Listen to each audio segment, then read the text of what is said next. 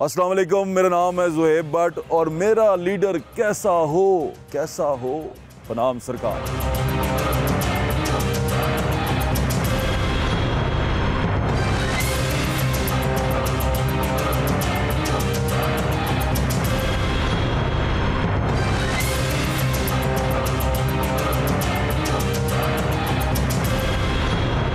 जब हम छोटे बच्चे थे, स्कूल में पढ़ते थे तो बड़े बड़े लीडर्स के बारे में पढ़ाया जाता था। फिर हम थोड़े बड़े हुए तो हमने कुछ किताबें पढ़ी, जिस तरह 100 ग्रेट मैन, इस तरह लीडर्स के बारे में बहुत सारी चीज़ें पढ़ी। तो अगर हम सभी मजहबी लीडर को छोड़ के हम सोशल यानी कि पॉलिटिकल लीडर्स की बात करें तो हमने मार्क्स को देखा, हमने लेनिन को देखा, हमने कुछ ईवल लीडर भी देखे लेकिन पॉलिटिकल लीडर्स थे, जैसे एडोल्फ हिटलर था। हमने कुछ अच्छे लीडर देखे जो पढ़े लिखे थे और चीज़ों को समझते थे, जिन्होंने नया विजन देखा, जिनमें अब्राहम लिंकन को देखा हमने, जॉर्ज वाशिंगटन को देखा हमने। तो हमने बहुत सारे लोगों को देखा, पढ़ा और हमें पता चला कि ये लीडर्स होते हैं। और इसी तरह हमने अपने लीडर जो हमने इस खित्ते में लीडर्स को देखा, उसमें हमने कायद मोहम्मद अली जिन्ना को पढ़ा।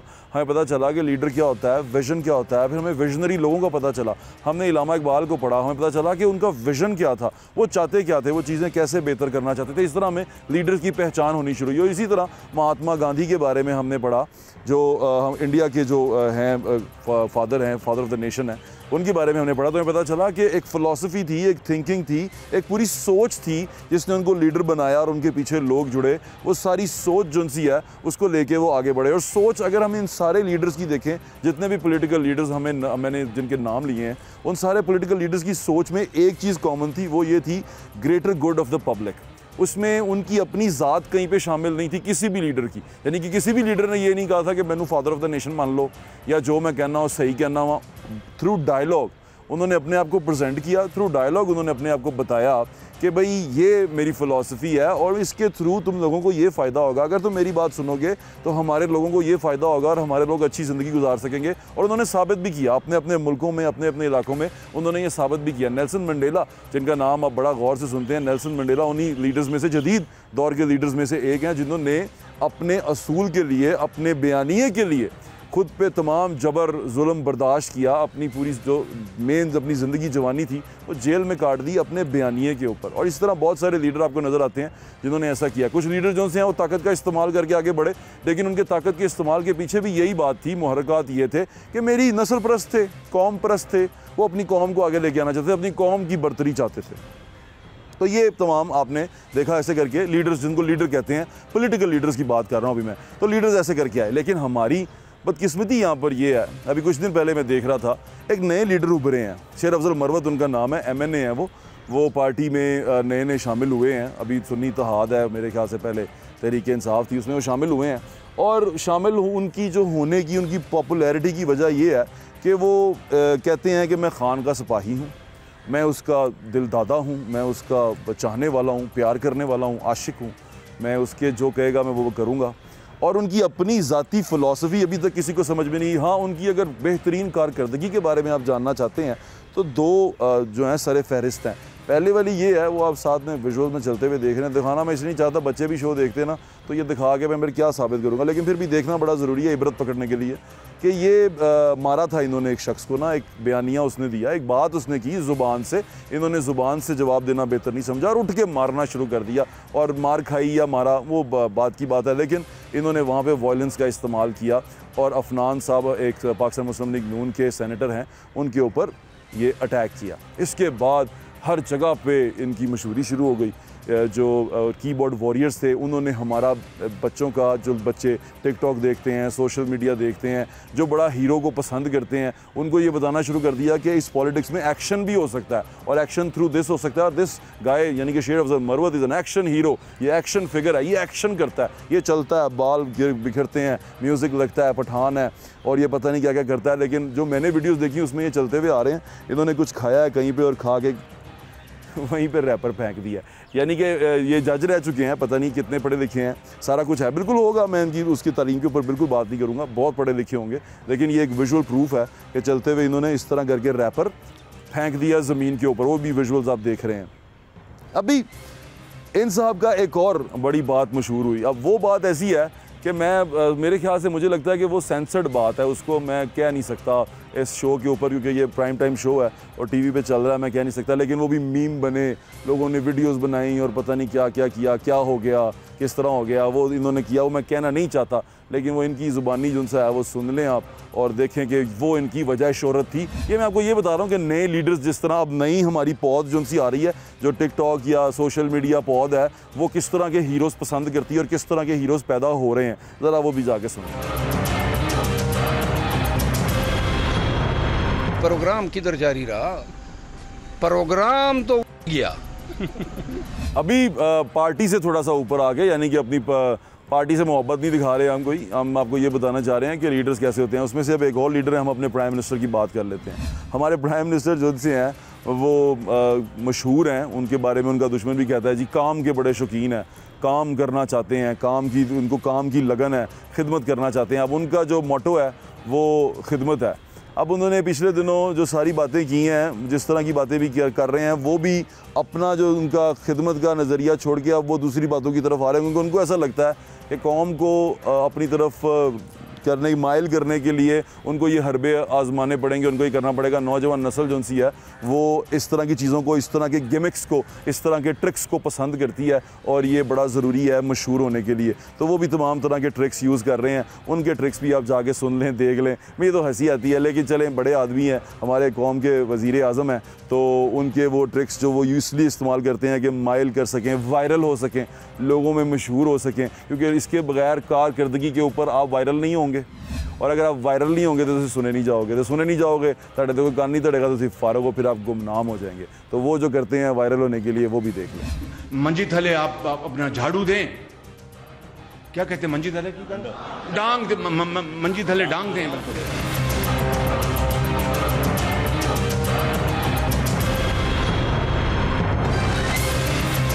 हम चले गए हैं ऑस्टेरिटी की तरफ, तो आप में से कोई अपना साहिब हैसियत खाने का बिल भी आप ही दे देंगे तो बड़ा अच्छा होगा।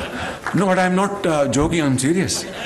अभी मैं तुर्की होके आया हूँ और मैंने उन भाइयों को कहा कि आप हमारे बड़े अजीम भाई हैं, हमेशा आपने हमारी मदद की, और मैंने यही कहा जब मैं आया हूँ तो आप समझेंगे शायद ये मांगने आया है। मैं मांगने नहीं आया, लेकिन मजबूरी है।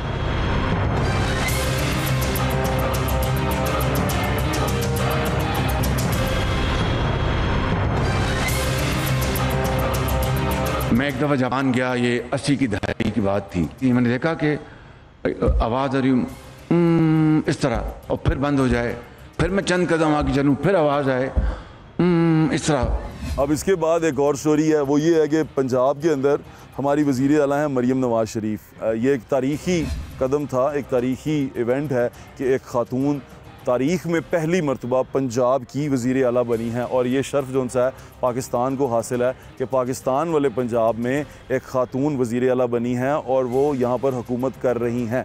बहुत अच्छी हुकूमत कर रही हैं या बुरी हुकूमत कर रही हैं, ये आप लोगों ने बताना, लेकिन हुकूमत कर रही हैं। इस वक्त सुबह पंजाब की हुक्मरान एक ख़ातून है, बड़ी अच्छी बात है, क्योंकि पंजाबी जो उनसे है ना वैसे ही अपने तीयों बहनों की बहुत इज़्ज़त करते हैं, तो ये बड़ी अच्छी चीज़ है कि ख़ातून कर रही हैं। लेकिन एक बड़ा अजीब सी सिचुएशन है कि विजन का जो सा फुकदान है वो यहाँ पर भी ये नज़र आता है कि ये वही सब कुछ कर रही हैं जो पिछले करते गए हैं और पिछले करवाते गए हैं। यकीन माने वो भी इस पर ही प्रोग्राम करेंगे। हर बुज़दार साहब हर साल अपनी एक किताब पेश करते थे, जब वो वज़ीर आला थे ना, वो किताबें मैंने संभाल के रखी हुई हैं। मैं किसी दिन आपको वो किताबों का कंपैरिजन भी कराऊंगा।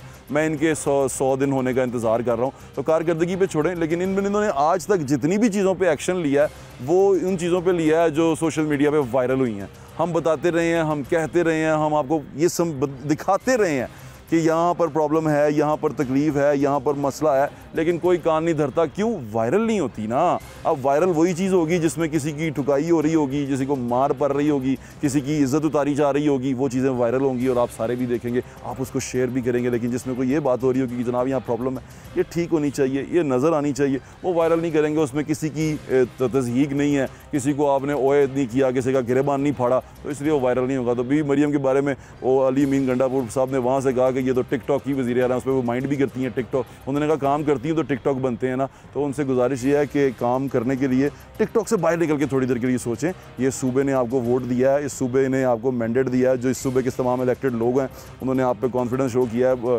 बवजह ये कि आपके वालिद साहब नवाज़ शरीफ हैं इसलिए किया है, लेकिन किया है, आप पे कॉन्फिडेंस शो किया है। तो वो कॉन्फिडेंस का एहतराम करें, उस मैंडेट का एहतराम करें और लोगों को डिलीवर करें। लोग बड़े परेशान हैं। उसकी आपको एक छोटी सी झलक दिखाता हूँ। ये जिस एरिया को मैं आपको दिखाने लगा हूँ, ये कुछ दिन पहले मैं होके आया हूँ। अब कुछ दिन पहले होके आया हूँ, ये NA 130 है। वो बंदा गरीब आदमी, रक्शे वाला, ये मियाँ नवाज़ शरीफ के हलके से है। और इसका प्रॉब्लम ये है कि एक बंद रोड है, ये बंद रोड के उस तरफ है, यानी शफीकाबाद का इलाका है। और ये इलाका ऐसे ही है जैसे समझ लें कि ये NA 130 का यतीम इलाका है। इसकी कोई सुनवाई नहीं है। इसके बारे कोई कहता है यहाँ पठान रहते हैं, कोई कहता है यहाँ पर फलां लोग रहते हैं। और भाई कोई भी रहते हैं, इंसान तो रहते हैं। भी मरियम बार बार कहती हैं लाहौर की गलियाँ साफ़ होनी चाहिए, लाहौर को बड़ा अच्छा दिखना चाहिए, लेकिन ये लाहौर शहर के अंदर NA 130 के अंदर का इलाका है। इसकी हालत ज़रा जाके आप देख के आएँ और ये सोचें कि यहाँ रहने वाले लोगों क्या ये डिज़र्व करते हैं? क्या इसलिए ये लोग इन लोगों को जिताते हैं और इसलिए ये इन लोगों को लेके आते हैं? इन लोगों का मकसद क्या है इन लोगों को जिताने का, और ये लोग इन लोगों को क्यों वोट डालते हैं? ज़रा जाके इन लोगों की हालत देखें। ये NA 130 है। भी मरियम के वालिद साहब यानी कि हमारे साबिक वज़ीर आज़म का हल्का है, हमारे मौजूदा वज़ीर आज़म के भाई का हल्का है, हमारी मौजूदा वज़ीर आला के वालिद साहब का हल्का है, और इस मुल्क की जो हुक्मरान जमात है पाकिस्तान मुस्लिम लीग नून, उसके सदर का हल्का है, मियाँ नवाज़ शरीफ का हल्का है। ये NA 130 है। इसकी हालत देखें। लाहौर से वादा करती हूँ, शेर को फतह से हमकिनार कराओ। इंशाअल्लाह आपकी खिदमत में दिन रात एक कर देंगे पहले की तरह।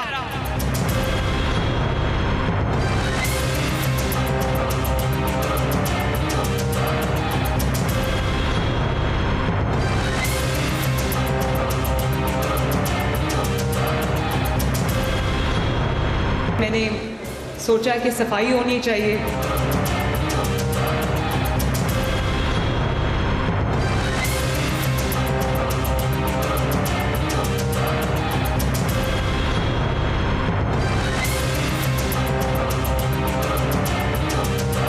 अभी हमें यही नहीं पता कि हमने कूड़ा उठाना कहाँ से है और उसको कहाँ जाके हमने डंप करना है। यहाँ से तो गुजरना मुश्किल है। अंदाज़ा करें ये कैसे रहते, घर के बाहर ही इतना गंद डाला हुआ तुमने।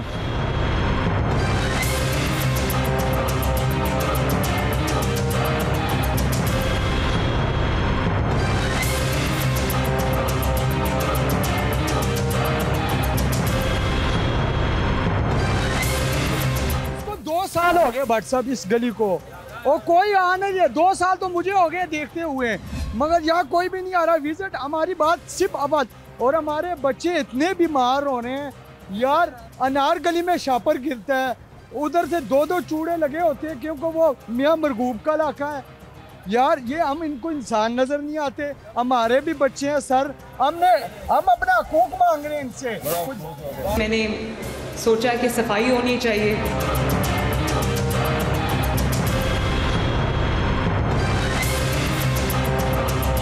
ऊपर आते हैं, मेरा मियाँ गिरा, मेरी वो बच्ची कमली सी गिरी है, आंखों से मुताज है, मैं खुद गिरी हूँ। तो इनकी कौन है? चेयरमैनों की। वोट लाइन में आ जाते ना।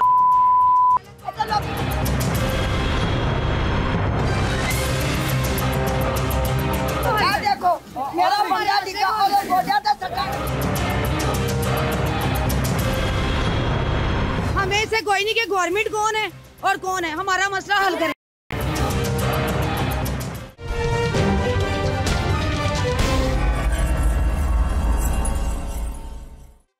मंजी थले आप अपना झाड़ू दें, क्या कहते हैं मंजी थले की डांग दे, मंजी थले डांग दें। भाई लव यू बाहर से आवाजें आ रही हैं।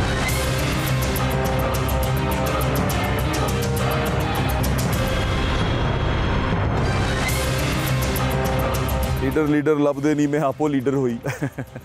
नहीं ऐसा कुछ नहीं है, लेकिन बात जो सी है वो बड़ी मज़ेदार है। वो ये है कि हमने वो एक कहानी एक और पढ़ी थी, उसमें एक वो होता है बंदा ना बाजा बजाता है। एक गांव के अंदर ना बहुत ज़्यादा चूहे आ जाते हैं, तो चूहों की बहुत प्रॉब्लम होती है। चूहे जगह जगह गंद कर रहे होते हैं, चूहे तबाह कर रहे होते हैं, फसलें तबाह कर रहे होते हैं। तो गाँव वालों को पता चलता है कि दूर कहीं पे ना एक बैक पाइपर वाला है, वो बैक पाइपर होता है पीछे बगल में बजा के ना, बैक पाइपर बजाता है। तो बैक पाइपर चले बाजा कहते हैं, बाजा बजाता है और वो बाजे वाला जो है ना वो सारे चूहे इकट्ठे कर लेता है। तो वो इस तरह करता है कि वो तमाम बाजा बजाता है, चूहे जो से हम मस्त हो जाते हैं। वो कहते हैं इतना खूबसूरत बाजा, चूहे मस्त हो के बाजे वाले के पीछे, बाजे वाला आगे आगे, चूहे पीछे पीछे। तो बाजे वाला ऊपर पहाड़ की चट्टान पर लेके जाके ना चूहे सारे नीचे फेंक देता है। तो ये उस कहानी होती है। तो हर बाजा बजाने वाला जो है वो लीडर नहीं होता, हर ऊंचा बोलने वाला लीडर नहीं होता। ये बड़ी सोचने समझने वाली बातें हैं। हमारा प्रॉब्लम यह है कि हम बड़ी जल्दी उकता जाते हैं, हम थक जाते हैं, हम कहते हैं नहीं यार बस बहुत हो गया, इनू ला दो, इन दफ़ा करो, इनू कट दो। यकीन माने ये जो भी लीडर बने हुए हैं कहते हैं हमें इतने वोट पड़ गए, इतने पड़ गए। बड़े वाले जो से हैं बानी, उनको तो हम चला नहीं सकते, वरना उनके बड़े सारे क्लिप पड़े हैं जो लोगों ने उनके बारे में कहे हैं कि आखिरी दिनों में कि इनू ला दो, इतनी महंगाई हो गई थी कि दालें तक उठ गई थी, बड़े स्टोर्स पे दालें उठ गई थी, जनाब इनू कट दो। उसको खुद कहा करते थे कि लोगों ने जाके पूछते हैं किधर है नया पाकिस्तान, इतने तंग थे। तो उनका तो नहीं चला सकते, लेकिन उनके जो छोटे वाले थे, छोटे लीडर यानी कि पंजाब के लीडर, उनका तो चला सकते हैं। उनके बारे में जब हम सड़क में जाके बात करते थे ना, तब एक दफ़ा तो मैंने ये कोशिश की कि यार चलो मैं ना इन साहब की तारीफ़ करवा देता हूँ कि यार तारीफ़ में 2 लफ्ज़ बोल दें। तो तारीफ़ में लोगों ने क्या 2 लफ्ज़ बोले, उस्मान बुज़दार के, जिसके आज आप नगमे गाते हैं जिस बानी के, उसके चुने हुए हीरे के वसीम अकरम प्लस के बारे में लोग क्या कहते थे वो सुन लें। याददाश्तें हमारी कमज़ोर है ना, तो मैं ताज़ा करा दूँ आपकी। कारकर्दगी के नज़ारे मेरे इर्द गिर्द आप देख रहे हैं, गुजरने तक को जगह नहीं है। आए मेरे साथ।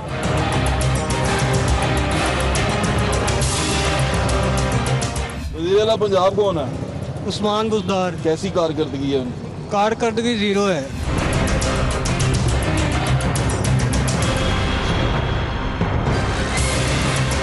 वज़ीर आला पंजाब कौन है? यही जो अभी नई पार्टी है इमरान खान कौन की। है? मुझे नहीं इनका नाम यार, नाम नहीं पता। तो ये जो वज़ीर आला इधर कोई काम वगैरह नहीं हो रहे। वज़ीर आला उस्मान बुज़दार कारकर्दगी से खुश हैं? नहीं।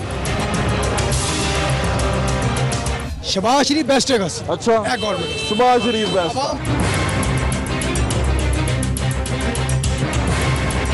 हमारा वज़ीर आला कौन है? हमारा वज़ीर इमरान खान। वज़ीर आला उस्मान बुज़दार। हाँ जी। पसंद है आपको? अच्छे काम कर रहा है? नहीं। ए दोस्तों, वज़ीर आला कौन है साडा? उस्मान जीदार। उस्मान जीदार नहीं, उस्मान बुज़दार। उस्मान जीदार भी अच्छा ना है। Very good. अब ये कौन होना चाहिए? आप वैसे मुतमईन है अपने वज़ीर आला से? सही है। 3 बंदे हों, परवेज़ लाई, अलीम खान और उस्मान बुज़दार, किसको वज़ीर आला होना चाहिए पंजाब का? कौन अच्छा काम कर सकता है? अलीम खान। अलीम खान को। वज़ीर आला कौन है? उस्मान बुज़दार जी। पसंद जे? डरता है। नहीं। शहबाज शरीफ जी बस। शहबाज शरीफ। वज़ीर आला कौन है पंजाब का? उस्मान बुज़दार। पसंद है आपको? नहीं, वो तो कौंसलर भी नहीं है। कौंसलर भी नहीं है। वज़ीर आला कौन है साडा? सारे ने पता सरदार है और कौन? मोहम्मद सरदार। उस्मान सरदार। वो भाई कहता है पीछे उस्मान जीदार। मैं कहा जीदार नहीं, उस्मान बुज़दार। सरदार। ये उस्मान बुज़दार साहब वज़ीर आला पसंद ने थानू? शांत भी है। शहबाज साहब भी सही है। बिजली आई ना गैस आई, पीटी आई ना, बिजली आई ना गैस आई, पीटी आई। नमन आ रहा भाजी। अच्छा, वज़ीर आला कौन है हमारा, आपको पता है? कोई पता नहीं। बदल रहे हैं पर सब जैसे पहले था वैसे सब कुछ चल रहा है। नालियाँ गिरी हुई है, गलियाँ टूटी हुई है, वही किसी किस्म का कोई तब्दीली नहीं है। वज़ीर आला का नाम पता है आपको? कोई पता नहीं है। वज़ीर आला कौन है साडा? उस्मान बुज़दार। वो वज़ीर आला पसंद है थानू? बहुत पसंद है। बेईमान नहीं है। काम शम कर रहे? बेवकूफ है, जो मर्जी है, बेईमान नहीं है। अकल नहीं है, जो नहीं है, बेईमान नहीं है। बेवकूफ चलेगा थानू? चलेगा। बेईमान नहीं चाहिए। बेईमान नहीं चाहिए, बेवकूफ चलेगा भाई।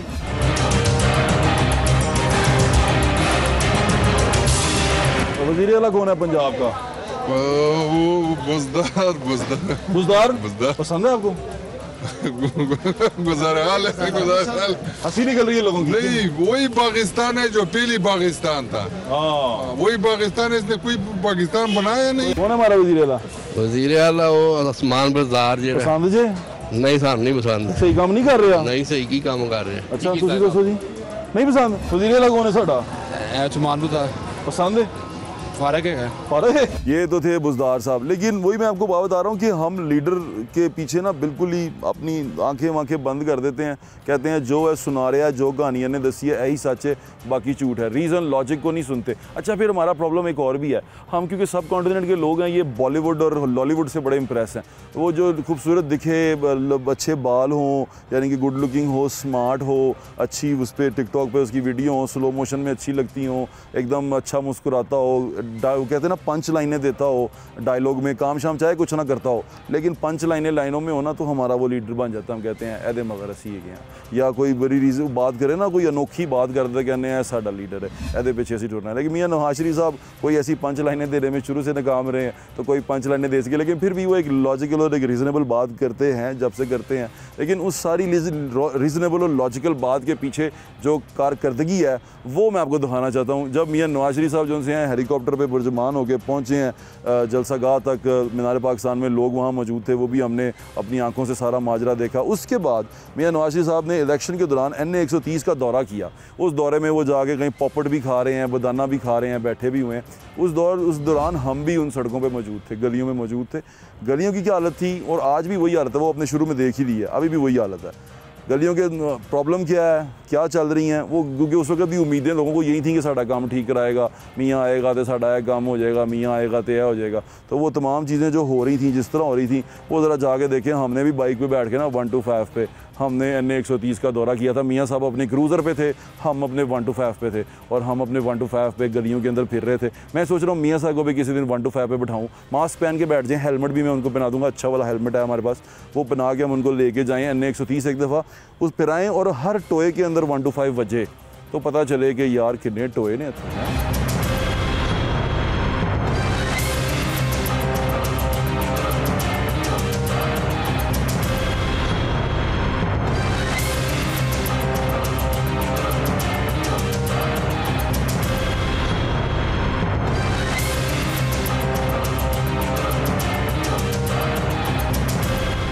मियाँ साहब को अभी बाइट से गुजरे हैं, क्रूज़र श्रूज़र है, बड़े बुलेट प्रूफ, बड़ी खूबसूरत गाड़ी थी, मैंने देखी है, उस पर स्पीकर भी लगे हुए थे, और मियाँ साहब अंदर बैठे हुए थे, अंदर से हाथ हिला रहे थे, उनके कारकुन बाहर लाल पीले हो रहे थे, और मियाँ साहब अंदर से हाथ हिला रहे थे। लीडर बड़ा लीडर तो फिर ऐसे ही होता है ना भाई, गरीब आदमी, the poor man and the rich man, two different man in the same country on the same road on different vehicles.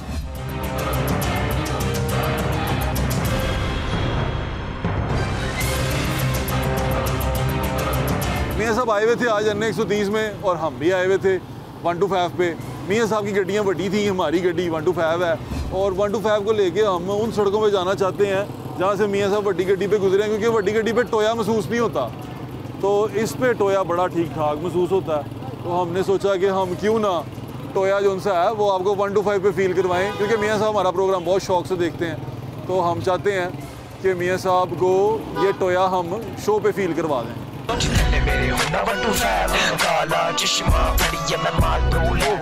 ये सड़क जो सी है ये बदकिस्मती रही और ये बन नहीं सकी। ये सड़क कब से खराब है आपकी? 3 साल हो गए हैं? 3 साल हो गए। पता आपको मियाँ साहब आए हुए थे बाहर? आए हुए थे, फिर पता है। तो ये आपने उनको बताया नहीं था कि ये खराब हुई है? उनको भी पता ही है।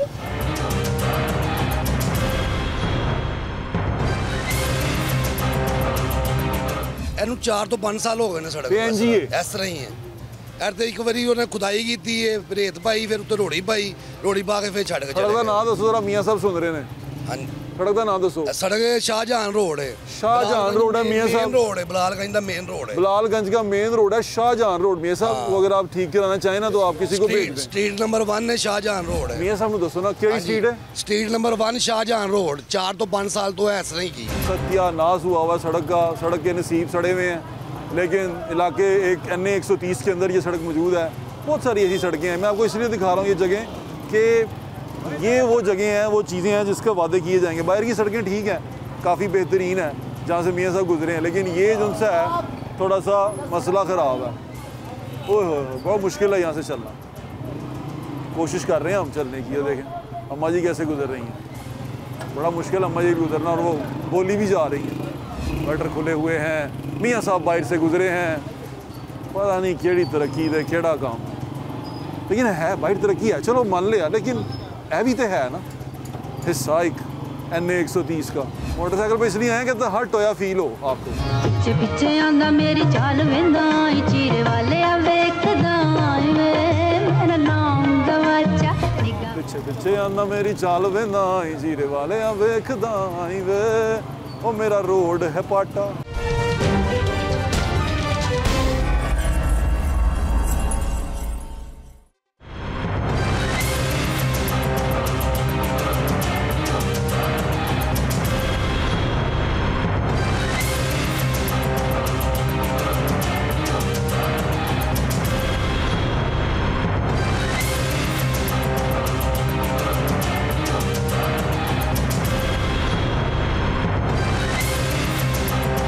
अच्छा, ये सारे सिनेरियो के अंदर जितने पुराने लीडर आन, उनके मौजूदगी में एक और लीडर आया। देखें, ये जो होता है ना बल्दियात होती है, ये आपने बड़ा समझने वाली बात है। मुझे भी अब आगे समझ आई है इस उम्र में। मैं चाहता हूँ अगर मुझे समझ आ गई है तो आप भी समझ जाएं। किसी भी मुल्क की तरक्की के अंदर जो सबसे अहम रोल अदा करती है वो उस मुल्क की बल्दियात यानी कि लोकल गवर्नमेंट करती है, यानी कि आम आदमी की बनाई हुई हुकूमत करती है, जो आम आदमी के बहुत करीब होती है। ये हमारे आइन के अंदर मौजूद है। आर्टिकल 140 ये कहता है कि जनाब जो मकामी हुकूमतें हैं उनका बनाना, जब असम्बली बन जाए कानून साज, तो उसके ऊपर ये लाजिम है कि उसने ये मकामी हुकूमतें करनी है, इनके इलेक्शन करवाने हैं, इनको पावर्स देनी है, इनको एडमिनिस्ट्रेटिव, फाइनेंशियल और पॉलिटिकल पावर्स इनको देनी है, इनको मैंडेट देना है ताकि ये लोगों को सर्व कर सकें और ये लोगों की रीच में हों। और जो कानून साज असम्बली है उसका काम है कि कानून साजी करे, लोगों के लिए पॉलिसीज़ अच्छी लेके आए और वो काम करे। और जितना बजट आता है, जितना पैसा आता है, वो सारा का सारा ये लोग लगाएं। लेकिन होता ये है कि जब एक MNA MP 20-20 करोड़ 40-40 करोड़ रुपया लगा के इलेक्शन लड़ता है तो उसकी ख्वाहिश होती है कि जब फंड आए तो मेरे थ्रू आए और उसमें मैं 20% 25% अपना शेयर रखूँ और मेरे पैसे पूरे हो जाएं, या वो मुझे वज़ीर बना दिया जाए, मैं किसी वजारत में लगूँ और वजारत के अंदर अपना मज़े से काम करता रहूँ और अपने जो तमाम है मैंने इन्वेस्टमेंट की है, क्योंकि मेरे नज़र में ये जो इलेक्शन में होती है ना 20 करोड़ 40 करोड़ ये इन्वेस्टमेंट होती है, तो ये पूरी हो जाए। अभी एक और बहुत बड़ा केस आने वाला है, वो हमारे प्रिय अलीम खान साहब हैं, हमारे वफाकी वज़ीर हैं मवासलात के, उनके बारे में भी एक स्टोरी बड़ी अहम है, वो गर्दिश भी कर रही है, वो मैं ज़रूर आप तक लेके आऊँगा, क्योंकि जब वो इमरान खान के साथ थे तो वो एक बहुत ज़रूरी है। और बल्दियाती निज़ाम अगर मजबूत नहीं होगा तो हम इसी तरह धक्के खाते रहेंगे और उसका बेटा लीडर, उसके बेटे का बेटा लीडर, उसके बेटे के बेटे का बेटा लीडर और पापा की परियां और पापा के प्रिंस जो उनसे हैं वो हम पे हुक्मरानी करते रहेंगे।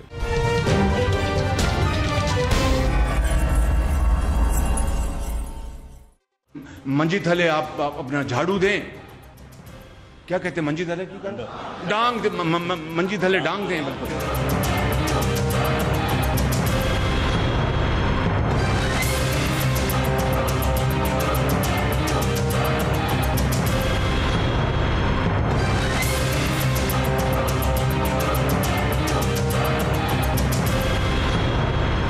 लीडरान हम ढूंढ रहे हैं। लीडर करते करते हम यहाँ तक आ गए हैं कि प्रोग्राम का वक्त ख़त्म होने वाला है, लेकिन लीडर जो सा है वो अभी तक हम सही तरह ढूंढ नहीं पाए। हमें पता नहीं है कि लीडर कौन है, विजन किसके पास है। जैसे बात जो मैंने शुरू में की थी कि विजन वाला बंदा लीडर होता है। जैसे आप अगर हम बहैसियत मुसलमान ये देखें, अगर मेरा लीडर अगर आप पूछें, अगर मैं किसी को फॉलो करता हूँ तो वो मेरे नबी सल्लल्लाहु अलैहि वसल्लम है। मुझे उनकी सीरत पे चलना मेरे फ़र्ज़ भी है, ये मेरी बेसिक तालीमात का हिस्सा भी है कि जो उनकी उसवा हसना है उस पर मुझे चलना है। ये लीडर है। अब उस लीडर के पीछे जब मैं चलता हूँ तो मुझे पता चलता है कि वो for the greater good of public है। उसने जो कुछ भी किया है वो लोगों की भलाई के लिए किया है। उसने कभी मैं नहीं कहा, उसने कहा है कि मेरे उम्मती, मेरे लोग, और इन लोगों के लिए आसानियाँ पैदा करो। मेरे लीडर को अल्लाह ताला ने कहा कि वो रहमतुल आलमीन है, वो दोनों आलम के लिए रहमत है। तो मैं जिस नबी का उम्मती हूँ, जिसका फॉलोवर हूँ, वो रहमत हैं और मैं किसी के लिए जहमत क्रिएट नहीं कर सकता।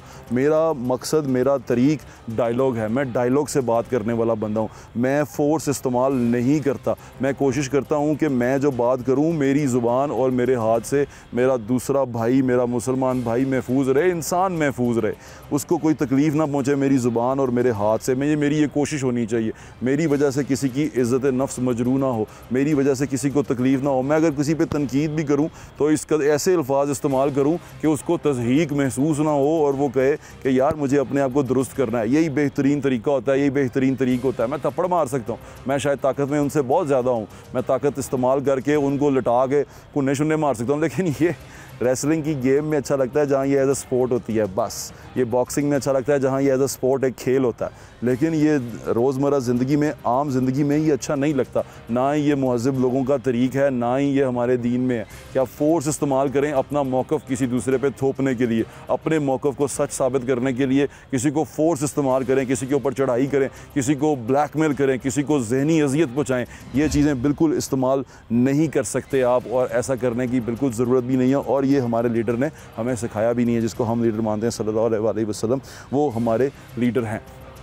अब ये तमाम बातें एक तरफ और आपका लीडर चुनना एक तरफ। आपको तमाम चीज़ें सिखाई, एक आईना दिखाया जो मीडिया का काम है, एक तस्वीर दिखाई आपको कि ये तस्वीर है। लीडर ध्यान से चुने। उस लीडर को चुनना आपने जो गाली निकालता है, जो थप्पड़ मारता है, जो किसी पे ऊपर अटैक करता है, या उस लीडर को चुनना है जो लीडर आपको विज़न देता है, जो आपको ये बताता है कि कारकर्दगी क्या होती है, जो आपको अपनी कारकर्दगी दिखाता है, अपने आप को आपके आगे प्रेजेंट करता है। आपने किस लीडर को चुनना है? बेहतरीन लीडर चुने। ये फिर भी ताकत आपके हाथ में, और ये दोबारा आपके हाथ में आएगी। इसमें नफ़रत का वोट मत डालिएगा।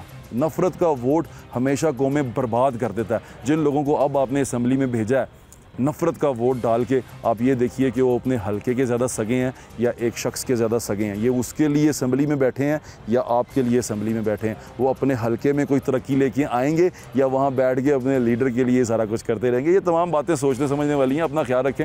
मुझे ज़्यादा इंशाल्लाह फिर मुलाकात होगी। अल्लाह हाफ़िज़। पाकिस्तान ज़िंदाबाद।